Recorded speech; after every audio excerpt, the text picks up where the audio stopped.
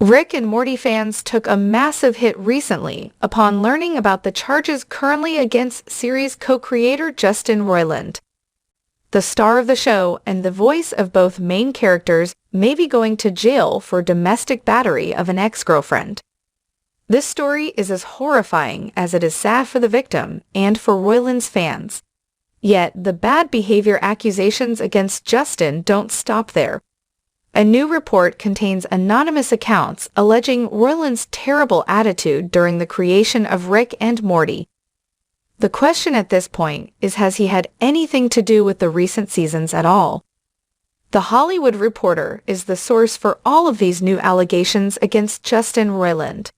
They wrote a scathing piece that details anonymous accounts from multiple staffers working on Rick and Morty.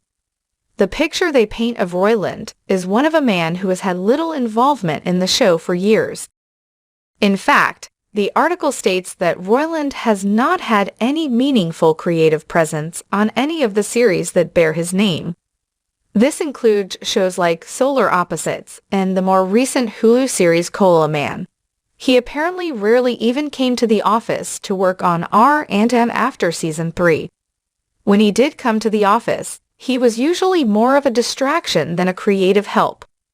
The article details how oftentimes when Justin did come, it was only to give a tour to some famous fans. These fans apparently included Kanye West, the comedians on Impractical Jokers, and porn star Riley Reid. He would also bring his dogs or Nerf guns to the office, and generally distract everyone from getting any work done. It reached a point where multiple sources say it was easier when Roiland wasn't in the room, the article states.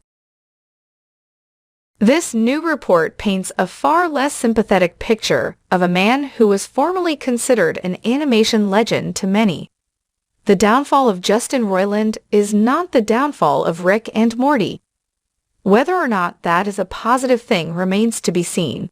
In Adult Swim's statement severing ties with Justin, they did state that production on Rick and Morty will continue. Dan Harmon, originally co-creator and showrunner with Roiland, is now the sole showrunner. It's not his first time being the sole person at the helm. His previous work on Community speaks volumes about his personal track record. The question is whether or not the impact on fans will be the same with someone else as the voice of their favorite two characters. Rick and Morty Season 7 is still on the way. The first 6 seasons of the show are available for streaming now on HBO Max.